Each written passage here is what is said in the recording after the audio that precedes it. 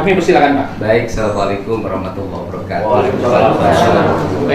Pak PJ, nanti saya tahu Bapak Bupati Subang, saya tahu. Semua camat, kepala SDM Provinsi Jawa Barat, Kasatpol PP. Saya ini warga yang sudah 3 tahun tinggal di Subang selepas jadi bupati 2 kali. Saya pengalaman namanya.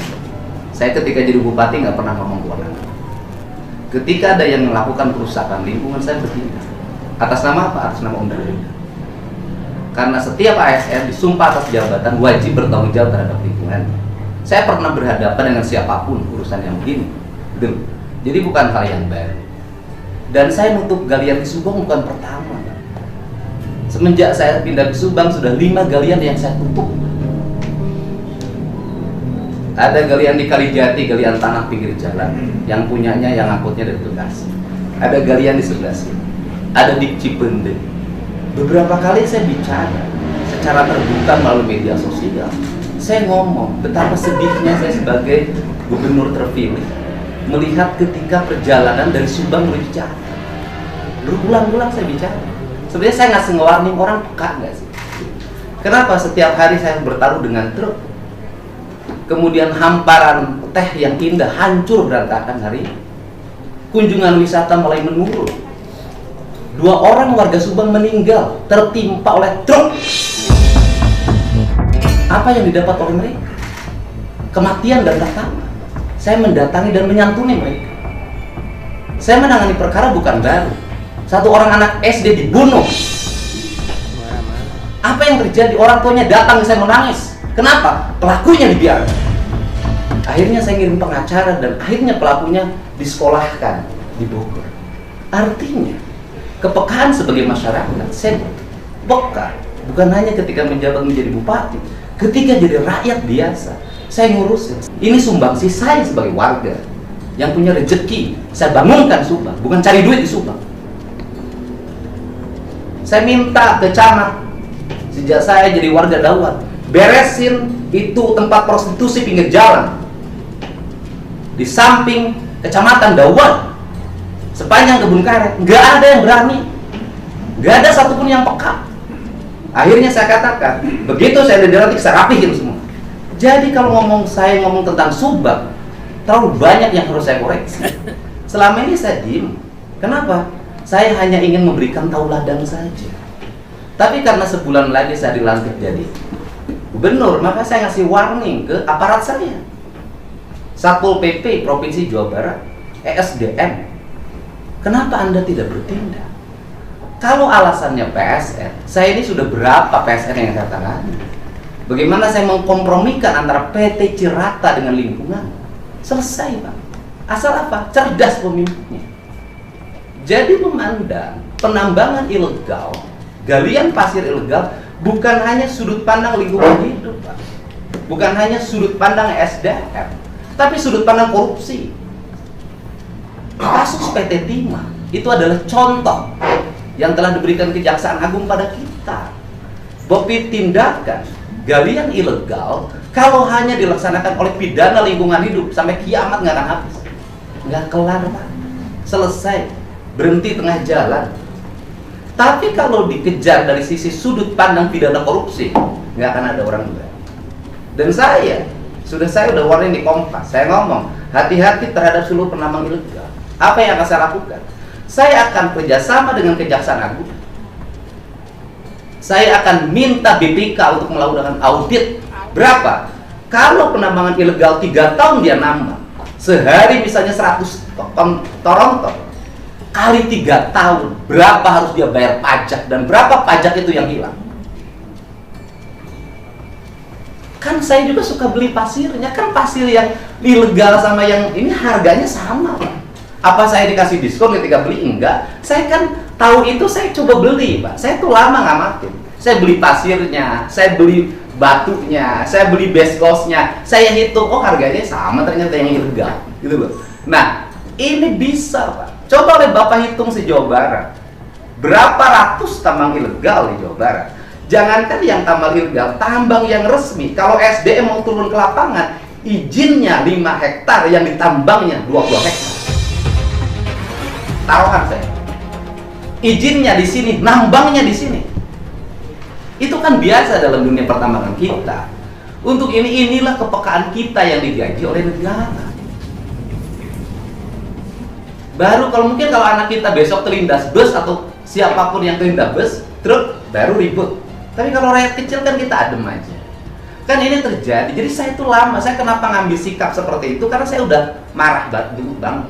Marah bener saya. Kenapa? Kok ini didiemin aja? Kok saya udah warning berapa kali? Saya sudah ngomong di Bandung, medsosnya saya sebarin biar orang ngerti, biar ratanya tidak ada. Nah, jadi ranahnya Pak Sekda kalau mau serius, ngomong Siliwangi, ngomong Pajajaran, kita sebagai orang Sunda jangan dihinakan. Kita ini orang Sunda selalu merasa dihinakan di kampung kita. Perlihatkan kita hari ini bahwa kita ini punya integritas diri untuk melindungi lingkungan kita. Bagaimana caranya? Kita tinggal minta Pak Sekda besok panggil inspektorat. Kemudian minta seluruh inspektur tambang provinsi untuk mengecek seluruh tambang ilegal. Surati seluruh camat dan kepala desa seluruh Jawa Barat, kasih tahu di mana titik tambang ilegal. Kemudian setelah itu kita datang di Kejaksaan Agung, kita minta Kejaksaan Agung melakukan tindakan. Selesai, Pak. Berhenti semua, Pak. Kenapa? Ini rugi negara, Pak. Sudah rugi alamnya rusak, sudah rugi infrastruktur jalannya hancur, sudah rugi orang meninggal, sudah rugi besok mungkin ada bencana. Kasus Sukabumi menurut Walhi, dan saya juga punya pemahaman seperti itu, terjadi karena apa sih? Gunungnya dibelah, Pak. Gunungnya dibelah, rontok. Ini yang terjadi. Nah, untuk itu kita ini hari ini nggak kira birokrat ini kan paling pintar bikin rapat kayak gini, rapat, tapi ngambil tindakan di lapangan nggak punya nyali. Yang gini-gini kan perlu nyali, kan? Saya sendiri aja punya nyali, kok sendiri, kok saya nggak pakai siapa, nggak atas nama siapa, nggak pakai pangkat, pakai jabatan, tutup kok dari dulu berapa kali. Kenapa? Orang kalau punya integritas siapapun takut, kecuali kalau kita nggak punya integritas. Nah, untuk itu, untuk kasus ini pelajaran penting bukan hanya untuk di Subang, di seluruh Jawa Barat. Saya kan sebenarnya warning aja dari sini ke Bogor, saya warning ke Cirebon, saya warning ke Garut.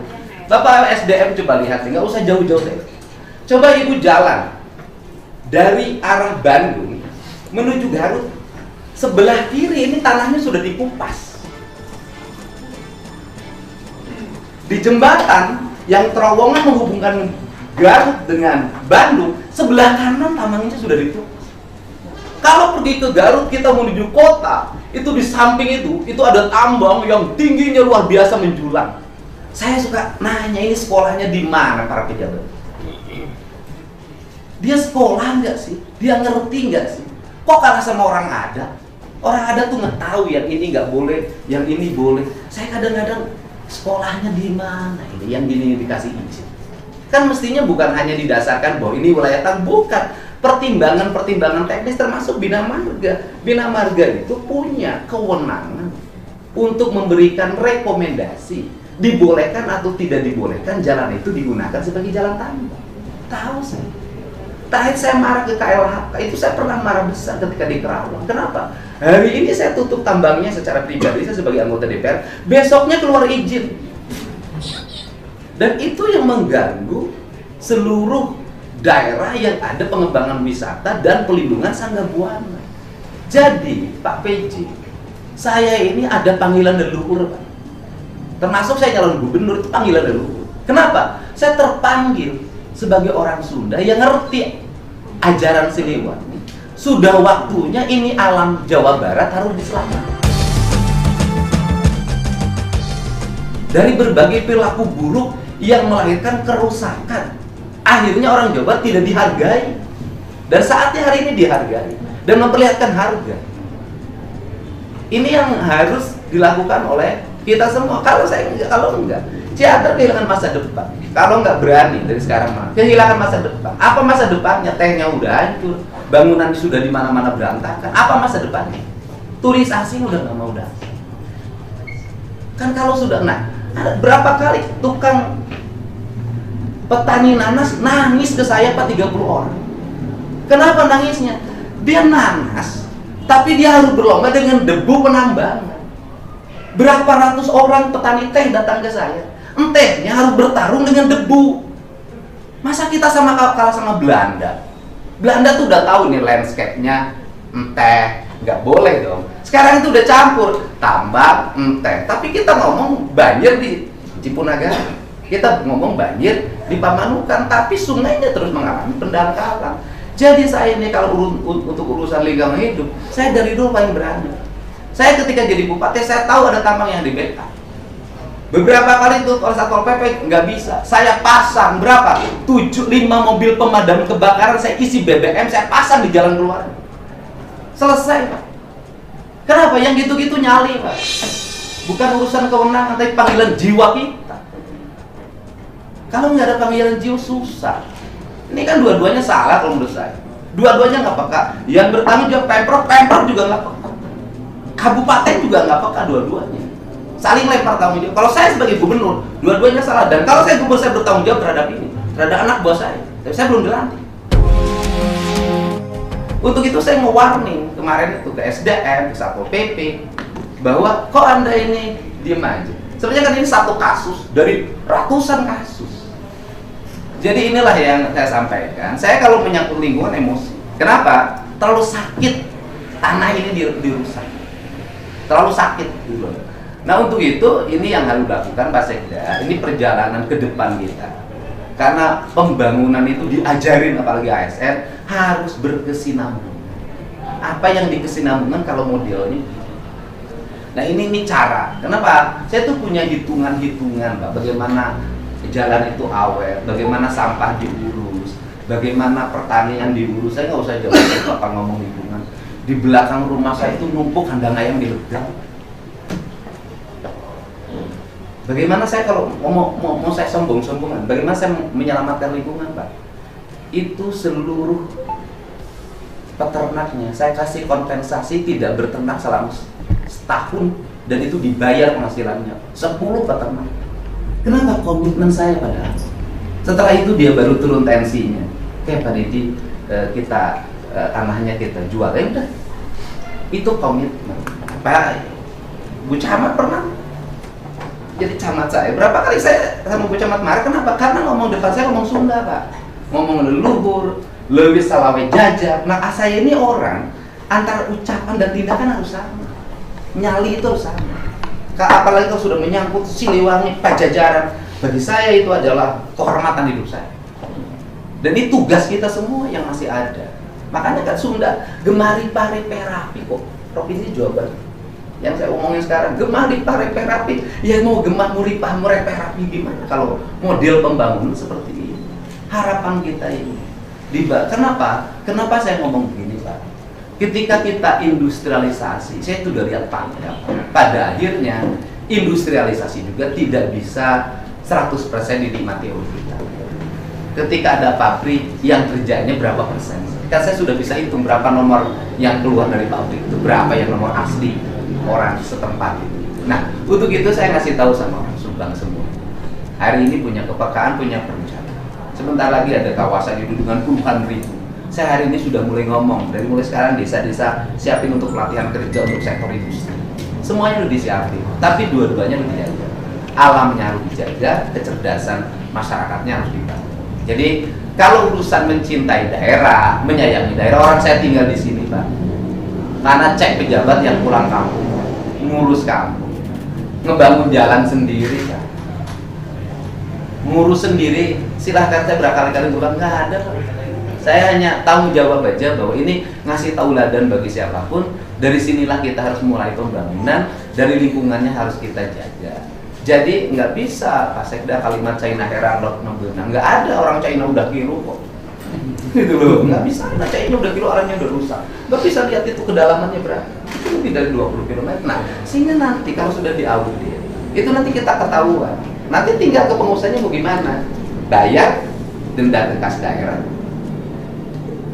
atau recovery kembali seperti semula, atau pidana dilakukan.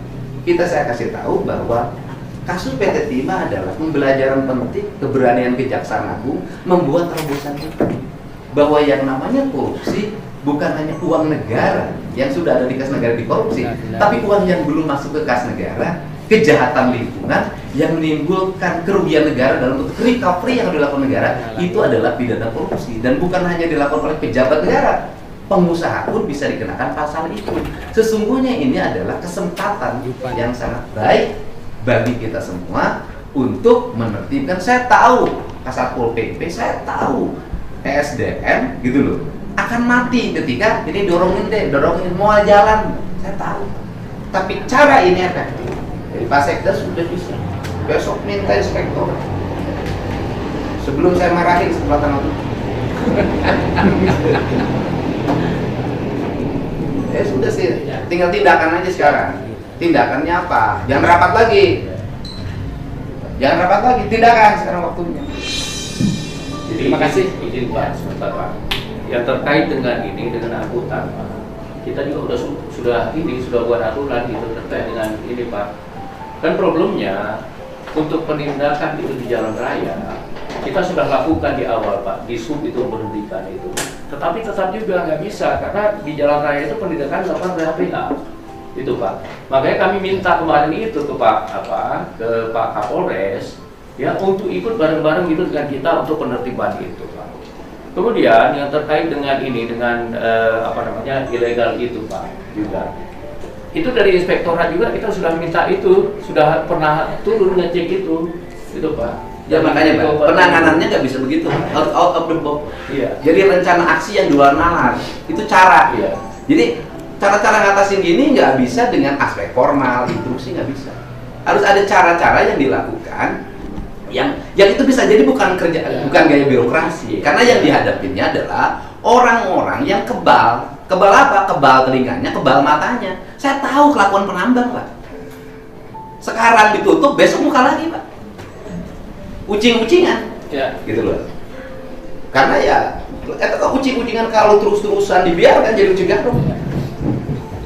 Terima kasih Pak Dedi. Saya kira ini momentum Pak.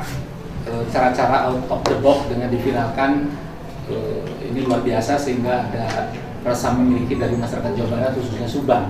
Dan bagi kami Pemda Provinsi Jawa Barat ini momentum Pak. Sekali lagi terima kasih. Di Sumedang juga banyak Pak. Ya.